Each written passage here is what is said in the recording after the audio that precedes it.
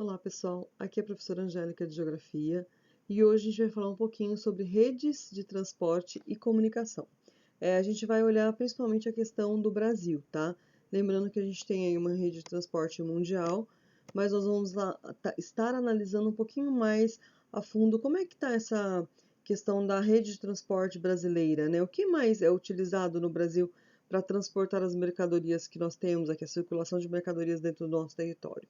Então, a gente tem no Brasil uma grande extensão ferroviária, que são montados, né, são utilizados os trens de transporte de carga, mas mesmo tendo uma grande extensão de linhas férreas, o Brasil ele não tem o seu é, transporte de produtos sendo a grande maioria pelo trem. A gente tem uma grande maioria de produtos sendo transportado por rodovias, né, pelos caminhões. Então a gente tem linhas de ferrovias, a gente tem uma grande questão de comunicação entre as ferrovias, né, de transporte de mercadorias através do trem, mas o nosso principal e ainda o mais importante meio de transporte ainda é o rodoviário, né? A gente utiliza ainda muitos caminhões para fazer os transportes das mercadorias. O Brasil ele também possui um sistema de transporte chamado hidrovia. A hidrovia é um meio de transporte feito através dos nossos rios, né? O Brasil ele é conhecido por ser um país onde tem uma grande quantidade de rios. A única questão é que, para você ter um transporte pela hidrovia, esse rio ele tem que ser navegável. Então, o que é um rio navegável? É um rio que vai me permitir que grandes navios, né, grandes embarcações, possam navegar por ele. Alguns rios brasileiros, eles não possuem essa facilidade de navegação. Então, nós temos grandes rios, a gente tem vários rios, só que nem todos são navegáveis. Mas nós temos no Brasil, já aí despontando, um transporte hidroviário muito importante que está vindo aí num processo de ocupar um pouco a questão de transporte de cargas. Mesmo assim, o nosso transporte rodoviário, ele ainda é o mais importante, ele ainda é o mais utilizado em virtude do número de rodovias que a gente tem, né? Da facilidade de ligação de portos e aeroportos com as rodovias, tá? A hidrovia ainda não tem isso e também a linha de trem ainda não tem isso. Então a gente tem a ferrovia, a hidrovia como meios de transporte muito importantes, mas ainda não são os principais. Então, o principal do Brasil, a matriz de transporte brasileira, ela ainda é rodoviária, tá? Ela ainda é considerada de baixa, ela tem uma baixa eficiência, por quê? Porque se eu pegar um trem, ou se eu pegar um grande navio, eu consigo transportar muito mais mercadorias do que um caminhão. O caminhão ele tem um tamanho relativamente pequeno em comparação a esses outros meios de transporte. Então eu poderia ter eu transportar uma quantidade muito maior de produtos se eu usasse a ferrovia. Só que como a ferrovia ainda não consegue chegar em determinados lugares, como portos e aeroportos, o transporte rodoviário através dos caminhões ainda é o mais utilizado. Não tem a mesma eficiência pela quantidade de carga que ele pode levar, pela questão da própria é, degradação de pneus, né, o uso de muito combustível para poder transportar essa mercadoria, mas ele ainda é muito utilizado em todo o território brasileiro, tá? Quando a gente fala de meios de transporte, né, e essa comunicação dentro do território brasileiro, eu tenho alguns meios de transporte que se interligam, que a gente chama de integração modal.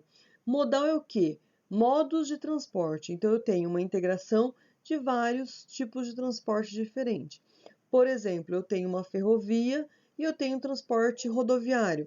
Então, eu tenho um trem que vai me trazer uma mercadoria, né, uma quantidade de mercadorias de um determinado local, vai descarregar e eu vou ter ali um caminhão que vai terminar esse trajeto e chegar até um porto ou um aeroporto.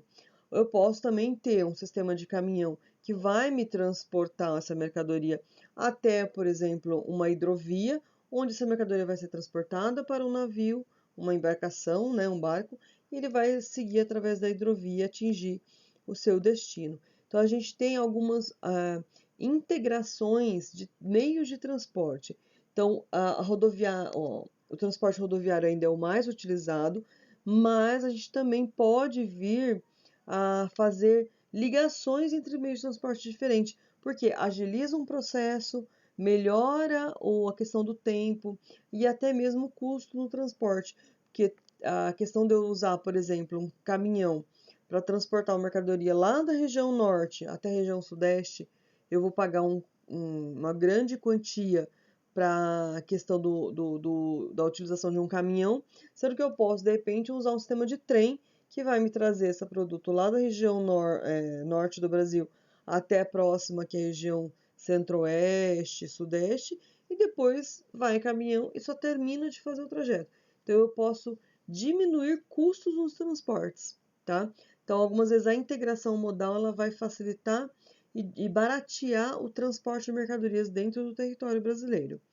Quando a gente fala ainda da questão da facilidade de transporte e das redes de comunicação, né, que é a interligação dessas informações, desses transportes, tem um dado aí que eu trouxe para vocês, que é de 2016, onde mostra a quantidade de acessos à internet.